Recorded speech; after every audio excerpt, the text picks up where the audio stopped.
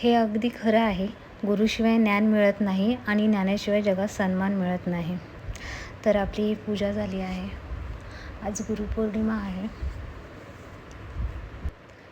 हाय, मी श्रद्धाच blog या माझ्या YouTube चॅनलवरती तुमचं सगळ्यांचं स्वागत आहे. आज गुरुपौर्णिमा आहे, तर गुरुपौर्णिमेच्या सगळ्यांना खूप साऱ्या शुभेच्छा. आणि आत्ता इथे मी गॅलरीमध्ये आले, तर बघा ना, आता पावसाळा आहे पण तो उन्हाळा वाटत आहे. जेव्हा उन्हाळा होता, मे महिना होता, तेव्हा खूप जास्त पाऊस पडत होता आणि आता पावसाळा आहे तर खूप ऊन पडत आहे. मला उन्हाळा ऋतू तर आवडतच नाही आहे अजिबात.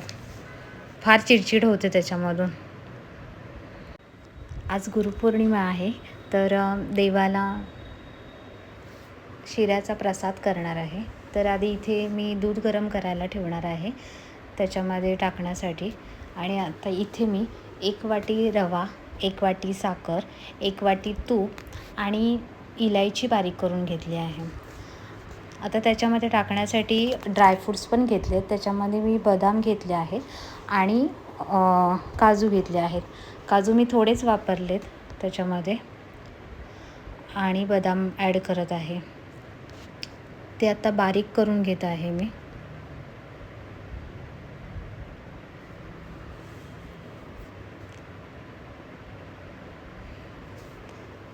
त्याच्यामध्ये आपण मनुके पण टाकू शकतो, चारोळ्या पण ॲड करू शकतो, पण मी आत्ता इथे काजू आणि बदामच ॲड करत आहे. त्याच्यामध्ये टाकत आहे बारीक चिरून. हे अशा पद्धतीने मी बदाम बारीक करून घेत आहे. आत्ता इथे मी कढई ठेवली आहे आणि त्याच्यामध्ये 1 वाटी तूप टाकत आहे. आता इथे एक छोटी गंमत झाली की मी जेव्हा तूप काढलं होतं वाटीमध्ये, तेव्हा ते मेल्ट होतं आणि ते बराच वेळ बाहेर राहिलं, थोडा वेळ. तर मग त्याच्यामुळे ते घट्ट झालं. तर मला ते माहीत नव्हतं. मी टाकायला गेले आत्ता कढईमध्ये, तर ते घट्ट होतं, तर ते पडलं नाही. तर माझ्या मागे पण हे होते, तर ते हसले म्हणून मला हसायला आलं.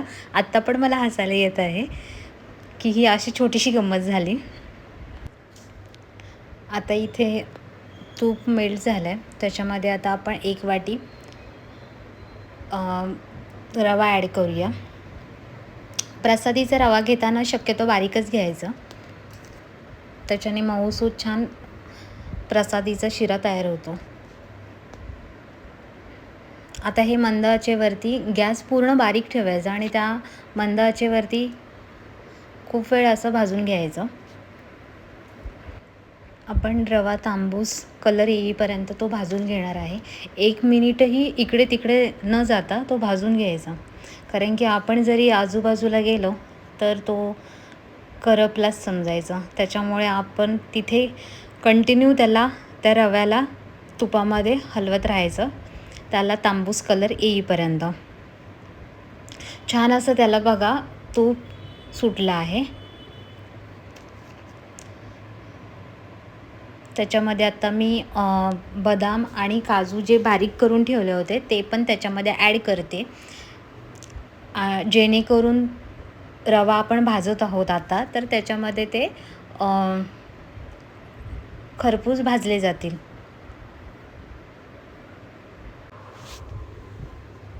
आता त्याच्यामध्ये काजू बदाम ॲड करून आपण 5 ते 7 मिनटं आपण त्याला चांगलं भाजून घेतलं आहे. आणि आता त्याच्यामध्ये आपण इलायची पूड जी बारीक करून केलेली आहे ती आता त्याच्यामध्ये टाकत आहे. आणि आता ते टाकून झाल्यावर थोडा परत एकदा मिक्स करून 1 ते 2 मिनटं त्याला परत परतून त्याच्यामध्ये आपण आता दूध ॲड करत आहे.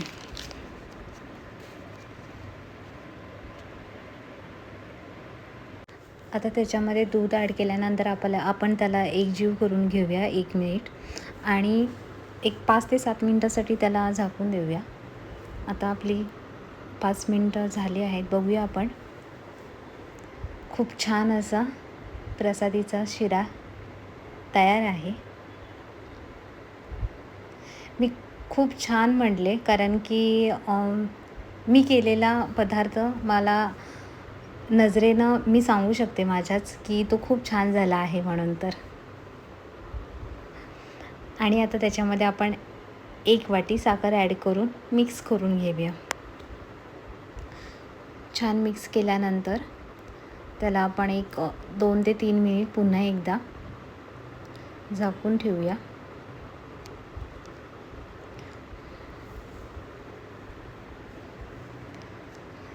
दोन मिनिटानंतर परत एकदा त्याला मिक्स करून घेऊया छान. अशा रीतीने आपला प्रसादीचा शिरा रेडी आहे. प्रसाद आहे तर अर्थातच त्याच्यावरती तुळशीचं पान येणारच. तर आपण आता तुळशीचं पान त्याच्यामध्ये ठेवलं आहे आणि आता आपण देवाला प्रसाद दाखवत आहे. तर मी अशा रीतीने तो प्रसाद, आता ह्या भांड्याला काय म्हणतात नाही माहिती मला, कमेंट्समध्ये सांगा काय म्हणतात त्याला ते. पण ह्याच्यामध्ये मी आता प्रसाद भरला आहे आणि आता ते वाटीमध्ये काढत आहे. आता या प्रसादीवर पण आपण एक तुळशीचं पान ठेवूया आणि आपण आता देवाला पण प्रसाद दाखवूया.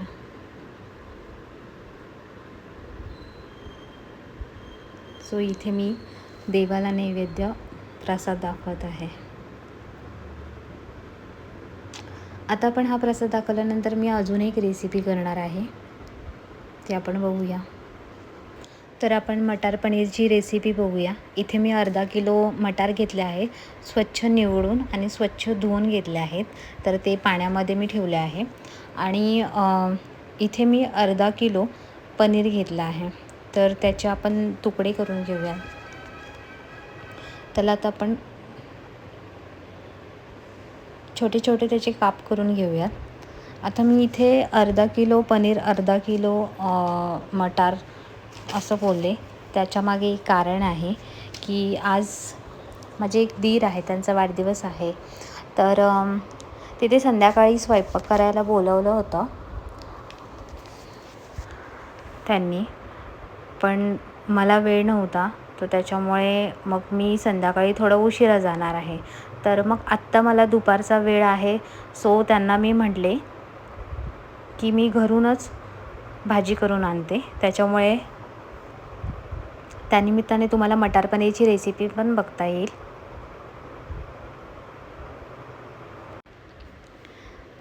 तर आपण आता अशा रीतीने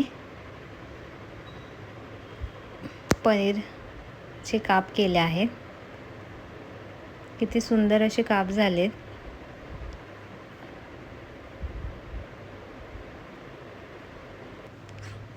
हा व्हिडिओ गुरुपौर्णिमेचाच आहे, पण तुम्हाला आता 1-2 दिवसानंतर तो पाहायला मिळेल.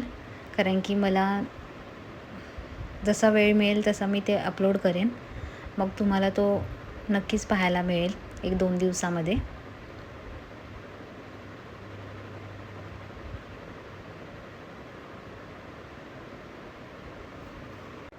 मटार पनीरच्या भाजीला जो मसाला लागणार आहे ते आता आपण रेडी करणार आहोत. तर त्यासाठी 2 मोठे कांदे घेतले आहेत. टोमॅटो आपण 4 घेतले आहेत, कारण की छोटी साईज असल्यामुळे मी 4 घेतले आहेत. ते आपण बारीक चिरून घेऊया.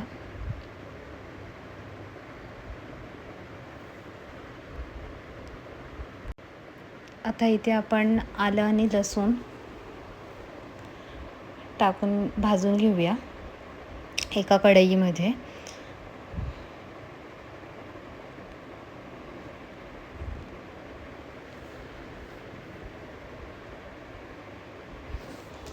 लसूण आणि आलं थोडंसं लाल होईपर्यंत भाजून घ्यायचं आहे. त्यामध्ये मी 2 थेंब तेल पण टाकलं आहे, जेणेकरून ते पटकन भाजलं जाईल. आता हे असं खरपूस भाजून घेतलं आहे आलं लसूण. ते आता एका वाटीमध्ये काढून ठेवूया आपण. आणि आता ह्याच्यामध्ये कांदा टाकूया भाजण्यासाठी. त्याला तांबूस कलर येईपर्यंत भाजून घ्यायचं आहे.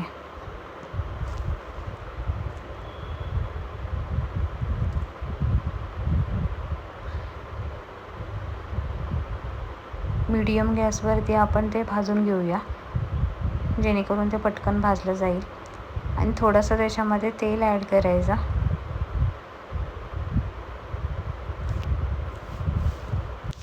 अशा रीतीने आपला कांदा भाजून घेतला आहे आपण. आता इथे मी काजूची पेस्ट करत आहे. इथे आता 2 लाल हिरव्या मिरच्या, त्यानंतर आपण टोमॅटो चिरून घेतला आहे, ते आलं लसूण एकत्र करून आपण त्याची पेस्ट करून घेतली आहे.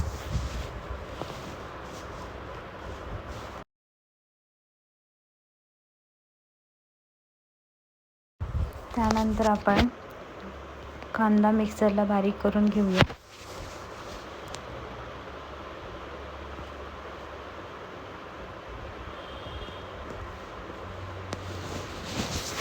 मिक्सर केलेला कांदा रेडी आहे.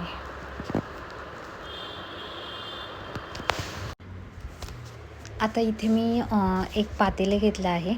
मला आता 15 लोकांसाठी भाजी करायची आहे, म्हणून मी हे पातेलं मोठं घेतलं आहे. त्याच्यामध्ये आता तेल ॲड केलं आहे. तेल चांगलं तापून घेऊया आपण.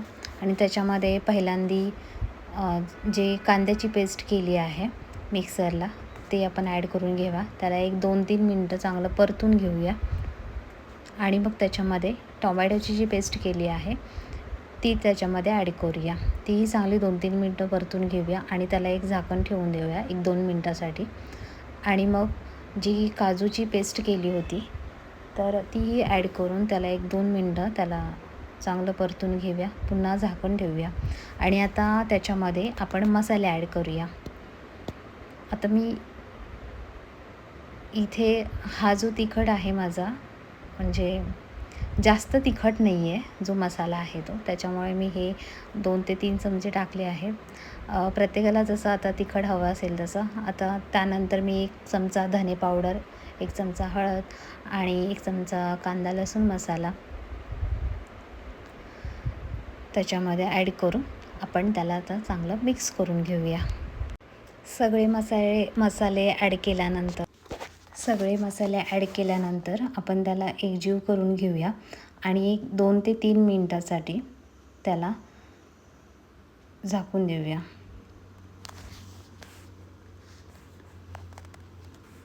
2 ते 3 मिनटानंतर आपण झाकण ओपन केल्यानंतर खूप मस्त अशी तरी आली आहे त्याला, लाल भून. आपण त्याला मिक्स करून घेऊया. ही तरी बघून कुणाच्याही तोंडाला पाणी सुटेल. मी मगाशी जसं म्हटले की मी नजरेनं ओळखते की हा पदार्थ किती छान झाला असेल. आता ह्याच्यामध्ये आपण मटार ॲड करून घेऊया.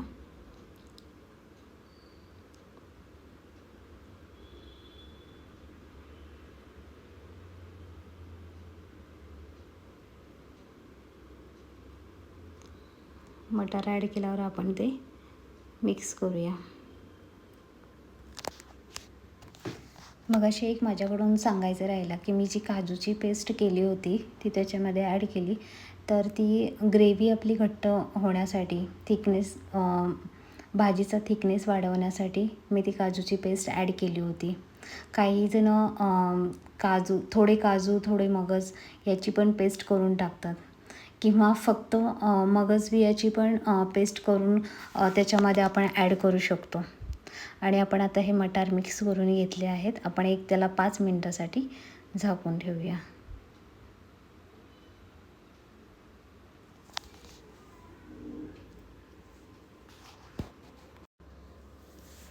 आता हे 5 मिनटानंतर भाजी अशी दिसत आहे.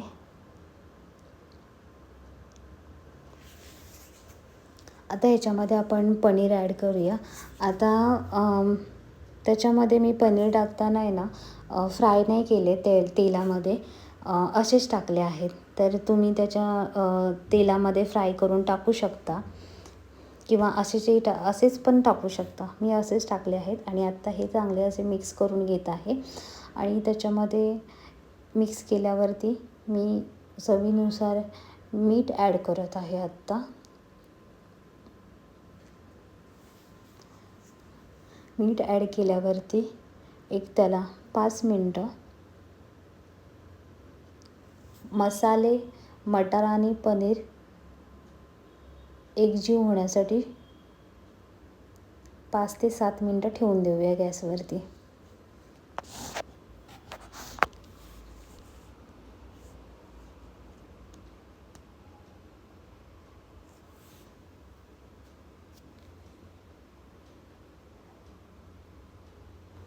अशा रीतीने आपली मटार पनीरची रेसिपी तयार झाली आहे. तुम्हाला हा माझा ब्लॉग आवडला असेल तर नक्की लाईक करा, शेअर करा, सबस्क्राईब करा. Till then bye.